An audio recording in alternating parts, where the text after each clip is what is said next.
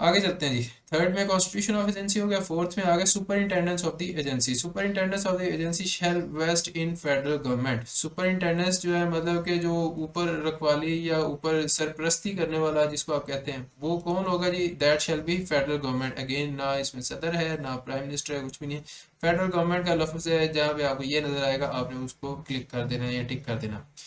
और second sub section 2 में आते हैं जी एडमिनिस्ट्रेशन ऑफ द एजेंसी। अब सुपरिंटेंडेंट सरपरस्ती होती है कि ऊपर से देख रहे हैं, हाँ जी ये एजेंसी काम कर रही है, बस ठीक है, अच्छी बात है।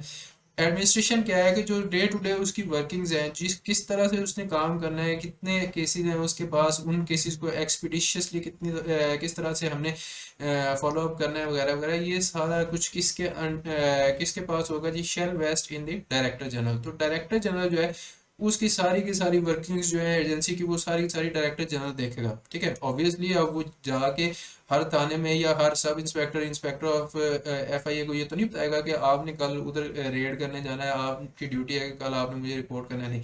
वो अपने अंडर नीचे डायरेक्टर्स रखते हैं, रीजनल डायरेक्टर्स होते हैं, डिप्टी डायरेक्टर्स होते हैं, क्राइम सर्कल्स वगैरह होते हैं, सारी वो जो है ना हायरार्की बनती है। तो वो सारे फिर डायरेक्टर जनरल को रिपोर्ट कर रहे होते हैं। ठीक है, तो डायरेक्टर जनरल का काम क्या है कि उसने अपना जो काम है या जो उसकी एडमिनिस्ट्रेशन है उसका टास्क दे देना है कि रीजनल डायरेक्टर्स को, जी आप इस्लामाबाद के डायरेक्टर हैं, पंजाब के हैं, कोयटा के हैं वगैरह वगैरह। तो आपने अपना पूरा का पूरा रीजन जो है उसको देखना है, सारी की सारी चीज़ें मेंटेन करनी है और रिपोर्ट मुझे करना है। ठीक है जी। ओवरऑल जो वो टोटल एडमिनिस्ट्रेशन है वो डायरेक्टर जनरल के पास है। हाँ, वो आगे से पावर्स जो है किसी को भी दे सकता है। ठीक है। Who shall exercise in respect of the agency such of the powers of an inspector general? जो कि इस एजेंसी को चलाने के लिए कौन सी पावर्स एक्सरसाइज करेगा जी? Such of the powers of an inspector general of police. जितना आईजी ऑफ पुलिस के पास पावर होती है जी, उतनी ही power director general of FIA के पास होती है जी। ठीक है जी। और इंस्पेक्टर जनरल के पास कितनी पावर्स हैं under the police act 1861 as may be prescribed by the rules. ठीक है जी। काफी लंबा है वैसे तो बोलने में, मतलब ये आपको समझाने में काफी मुझे हो रहा है। खैर, powers of the members of the agency. जो एजेंसी के मेंबर्स हैं उनकी पावर्स क्या क्या है?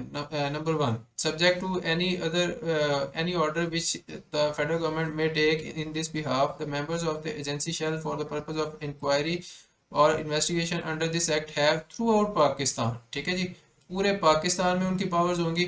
सच पावर्स कौन सी पावर्स हैं जी? Including powers relating to search, तलाशी ले सकते हैं, arrest of persons and seizure of property, and such duties, privileges, and liabilities as the offices of provincial police have in relation to the investigation of offences under the code or any law। Code जो है code of criminal procedure, ऊपर हमने पढ़ ली थी उसकी definition. और any law for the time being in force. तो जिस भी लॉ के अंडर प्रोविंशियल पुलिस वाले एक्ट करते हैं उसी तरह से ये सारी पावर्स जो ऊपर लिखी हुई हैं ये फेडरल इन्वेस्टिगेशन एजेंसी के जो मेंबर्स होंगे उनके पास भी होंगी। ठीक है जी। Subject to the rules, if a member of the agency not below the rank of sub inspector, अगर कोई मेंबर है एजेंसी का जो जिसका रैंक जो है कम से कम सब इंस्पेक्टर है, सब इंस्पेक्टर के नीचे नहीं होना चाहिए। ठीक है जी। May for the purpose of inquiry और इन्वेस्टिगेशन अंडर दिस एक्ट, वो इंक्वायरी या इन्वेस्टिगेशन के लिए क्या कर सकता है? Exercise any powers of an officer in charge of a police station in any area. कि वो किसी भी for purposes of any inquiry, किसी भी इंक्वायरी या इन्वेस्टिगेशन के लिए एक पुलिस स्टेशन के इंचार्ज की पावर्स जो है वो एक्सरसाइज कर सकता है। अंदाजा लगाएं, डायरेक्टली उन्होंने पावर लिख दी है। ठीक है जी। एक तो वो होता है ना कि एसएचओ वगैरह होते हैं जो कि थानों में होते हैं, लेकिन वहाँ पे सब इंस्पेक्टर भी होते हैं, इंस्पेक्टर भी होते हैं। ठीक है। सो लेकिन जो एफआईए का है उन्होंने कह दिया है कि मिनिमम जो है ना हमारा बंदा सब इंस्पेक्टर वाला जो है ना वो भी कर सकता है कि वो पुलिस स्टेशन के इंचार्ज के इक्वल जो है अथॉरिटी उसके पास एक्सरसाइज होती है, वो एक्सरसाइज कर सकता है उसको। ठीक है जी। In any area, officer in charge of a police station और in any area in which he is for the time being, जिस एरिया में वो है उसके एक इंचार्ज ऑफ पुलिस स्टेशन के इक्वल जो है वो अथॉरिटी एक्सरसाइज कर सकते हैं। And when so exercising such powers shall be deemed to be an officer in charge of a police station discharging his functions as such limits as such within the limits of his station, तो वो अपने station के limits के अंदर रहते हुए ही वो सारी पावर्स एक्सरसाइज करेगा। कौन सी powers? Powers of an officer in charge of a police station. ठीक है जी। Without prejudice to the generality of the provisions of the subsection 1 and 2, any member of the agency not below the rank of sub-inspector authorized by the Director General in this behalf may arrest without any warrant। तो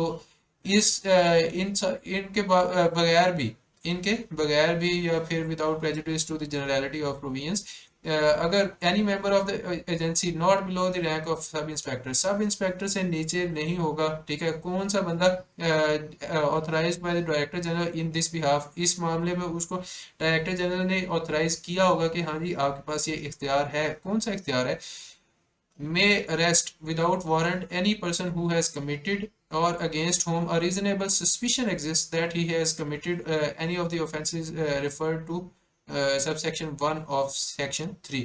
तो section 1 में जो जो चीज़ें बताई हुई हैं उसके बारे में अगर आपको लगता है कि बंदे ने ये काम किया है या फिर आपको लगता है कि सफिशिएंट सस्पिशन है या रीजनेबल सस्पिशन है कि हाँ यार मुझे लगता है कि इस बंदे ने काम किया है, तो वो उसको अरेस्ट विदाउट वारंट भी कर सकता है। ये एफआईए का इख्तियार है जी। ठीक है जी। आप पुलिस जो है जनरली उनको वारंट्स चाहिए होती हैं in most of the cases I think, लेकिन जो एफआईए वाला है उनको एफआईए एक्ट में ही उन्होंने दे दिया जनाब के जो ऑथराइज्ड है डीजी के अंडर और सब इंस्पेक्टर से ऊपर ऊपर के रैंक वाले जितने भी बंदे हैं वो अरेस्ट विदाउट वारंट कर सकते हैं जी। For the purpose of exercise by the members of the agency of the powers of an in charge of police station, police station includes, police station क्या होगा जी? अब हमने ऊपर पढ़ा है कि पुलिस स्टेशन का इंचार्ज वो हो सकता है या पावर्स एक्सरसाइज करेगा। पुलिस स्टेशन क्या है? Police station includes any place declared generally और स्पेसिफिकली, कोई भी एरिया हो सकता है जिसको स्पेसिफिकली या जनरली कहते by federal government to be a police station within the meaning of the code. इसी कोड के अंडर या इसी कोड के मीनिंग में फेडरल गवर्नमेंट अगर कह देती है कि जनाब ये एरिया जो है फॉर एग्जांपल चुरंगी है या मुजांगचुंगी है, आफजाबाद पूरा सारा कुछ जहाँ का भी है, वो अगर फेडरल गवर्नमेंट कह देती है कि जी ये एक पुलिस स्टेशन है, इतना इतना एरिया, स्पेसिफिक एरिया, या फिर जनरली भी फॉर एग्जांपल पूरे लाहौर में जनाब एफआईए के बंदे भेज के वो कहते हैं पूरा लाहौर जी इस वक्त एफआईए का पुलिस स्टेशन है, तो वो जहाँ जहाँ बंदा होगा वो एक्सरसाइज कर लेगा पावर। ठीक है जी। ये तो थोड़ी सी शुगर वाली बातें हैं लेकिन ऑफ कोर्स गवर्नमेंट्स इस तरह नहीं करती, they are very specific in their orders. तो फेडरल गवर्नमेंट जहाँ पे भी कहेगी कि यहाँ पे पुलिस स्टेशन है वहाँ पे पुलिस स्टेशन आप फर्ज कर लेंगे, या वहाँ पे उन्होंने कह दिया और वो हो गया, बस दैट्स इट। ठीक है। जहाँ पे उन्होंने कह दिया कि पुलिस स्टेशन है वहाँ पुलिस स्टेशन आपने समझ के उसी के अंडर पावर्स आप एक्सरसाइज कर सकते हैं, और ये हमने पुलिस स्टेशन को डिफाइन कर दिया। ठीक है। इसके बारे में एक एमसीक्यू ये भी आता है कि जनरली और स्पेसिफिकली कौन डिक्लेयर करेगा पुलिस स्टेशन? जनाब के बंदा खुद करेगा या डायरेक्टर जनरल करेगा या डायरेक्टर करेगा या सर्कल ऑफिसर करेगा या फेडरल गवर्नमेंट करेगी? तो federal government is the right answer. If, in the opinion of a member of agency conducting an investigation, any property which is the subject matter of the investigation is likely to be removed, transferred, or otherwise disposed of before an order of the appropriate authority for its seizure is obtained, अगर किसी member को लगता है कि investigation करते हुए कि जनाब कोई भी प्रॉपर्टी है जो कि उस इन्वेस्टिगेशन का हिस्सा है या पार्ट है वो रिमूव की जा सकती है, कोई बंदा उसको लेके जा सकता है या किसी और के नाम वो ट्रांसफ़र कर सकता है या फिर वो किसी भी तरह उसको गायब कर देता है या ख़त्म कर देता है, तो वो उसके पास इख्तियार हासिल है कि वो क्या करे। सच मेंबर में बाय ऑर्डर इन राइटिंग, वो बंदा या वो जो मेंबर है एफआईए का वो क्या करेगा, ऑर्डर इन राइटिंग देगा, वो लिख के देगा कि जनाब direct the owner or any person who is for the time being possession thereof not to remove, कि वो जो भी बंदा उसका ओनर है या फिर जिस भी बंदे के पास वो चीज़ पड़ी हुई है या प्रॉपर्टी है उसको लिख के वो देगा कि जनाब आप इसको ना तो रिमूव कर सकते हैं ना ट्रांसफ़र कर सकते हैं और ना ही डिस्पोज ऑफ कर सकते हैं। सच प्रॉपर्टी इन एनी मैनर, किसी भी तरह आप इसको डिस्पोज ऑफ रिमूव ट्रांसफ़र नहीं कर सकते except with previous permission of that member. जिस बंदे ने वो ऑर्डर लिख के दिया है कि जनाब आप इसको रिमूव या ट्रांसफ़र नहीं कर सकते, उस बंदे की रिटर्न या उसकी प्रीवियस परमिशन के बगैर आप उसको ट्रांसफ़र नहीं कर सकते। एक बंदा एफआईए का मेंबर है, उसने कह दिया जी कि आपकी ये जो गाड़ी है ये हमें लगता है क्राइम में इन्वॉल्व एक क्रिमिनल केस है, तो हमें लगता है कि उसमें ये भी इन्वॉल्व थी। बंदा कहे जनाब मैंने वो फलाने खान साहब से या फिर वो मलिक साहब से ली थी, तो मुझे तो नहीं पता। तो आपका जो एफआईए का मेंबर है वो कहता है ठीक है यार हमें पता है कि आप इनोसेंट है या आपको कोई नहीं, मे बी आप ना इसमें इन्वॉल्व हो, लेकिन मैं आपको रिटर्न कह रहा हूँ कि भाई आप इस गाड़ी को ना तो यहाँ से कहीं भेज सकते हैं, ना आप इसका ट्रांसफ़र कर सकते हैं किसी और को बेच दें, या फिर कोई भी आप ऐसा काम नहीं कर सकते जब तक आपको मेरी इजाज़त नहीं। मैं इजाज़त दूंगा तब आप ट्रांसफ़र इसको कर सकेंगे, तब आप इसको किसी को बेच सकेंगे वगैरह वगैरह। ठीक हो गया। ये है पावर एफआईए की, किसी भी मेंबर की जो उसको उस केस के पर्टेनिंग ऑर्डर दे देता है। And such order shall be subject to any order made by the court having jurisdiction in the matter. और इस तरह का जो ऑर्डर है ना वो किसके सब्जेक्ट टू होगा या किसके अंडर होगा? Shall be subject to any order made by the court. वो ऑर्डर जो है वो कोर्ट देगी जिसकी उस मामले में वहाँ पे ज्यूरिसडिक्शन है। Any contravention of an order made under sub section 5। अगर आप ये सब सेक्शन 5 जो ऊपर वाला लिखा हुआ है, मैंने आप पूरा डिटेल से समझा भी दिया है, अगर आप इसकी कोई भी खिलाफ वर्जी करते हैं तो क्या होगा? Shall be punishable with rigorous punishment for a term which में एक्सटेंड टू 1 ईयर। तो 1 साल तक की रिगोरस पनिशमेंट जो है उसके भी आप हकदार हो सकते हैं, और विद फाइन, या फिर आपको जुर्माना भी हो सकता है, और विद बोथ, या दोनों हो सकते हैं कि या तो आपको सिर्फ इम्प्रिजनमेंट हो जाए या जुर्माना हो जाए, या दोनों आपको दे दी जाए। ये सारा कुछ जो है हमारे इख्तियार में है अगर आपने सब सेक्शन 5 की खिलाफ वर्जी की है। आगे चलें जी। 5A, ये सेक्शन 5A है, यानी कि ये बाद में ऐड किया गया है, अलहदा सेक्शन है।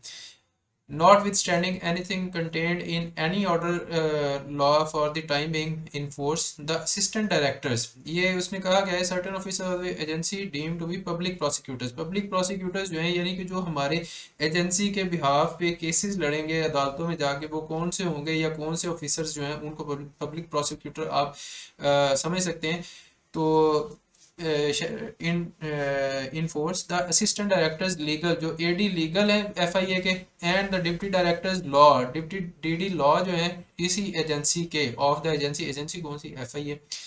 शैल be deemed to be public prosecutors, इन सारों को आप समझेंगे कि जनाब ये पब्लिक प्रोसिक्यूटर्स हैं। And shall be competent to institute and conduct, और ये कॉम्पिटेंट होंगे कि ये जनाब किसी भी ये केसेस जो हैं उनको इंस्टीट्यूट और कंडक्ट करवा सकें, sent up for trial by the agency, किसी भी कोर्ट में sent up for trial by the agency in the special courts constituted under any law and the courts subordinate to high court. जो भी high courts हैं उनके under जितनी भी courts हैं, ठीक है, वहाँ पे जो केसेस एजेंसी ने भेजे हुए हैं उनको प्रोसीड करने के लिए या उनको इंस्टीट्यूट या कंडक्ट करवाने के लिए डीडी लॉ और एडी लीगल जो है वो कॉम्पिटेंट हैं, they are deemed to be public prosecutors. ठीक है, इसी तरह जो स्पेशल कोर्ट्स बनाई जाती हैं, for example anti terrorism court है, फॉर एग्जांपल फैमिली कोर्ट्स हैं, इसी तरह 2-3 और फॉर एग्जांपल बिजनेस कोर्ट्स वगैरह भी आई थिंक, या कमर्शियल कोर्ट्स जो हैं वो भी आई थिंक स्पेशल कोर्ट्स में आती हैं। तो उनमें भी अगर कोई हमारे केसेस जा रहे हैं या हम भेज रहे हैं तो हमारे ये जो ऑफिसर्स हैं they should be deemed as public prosecutors.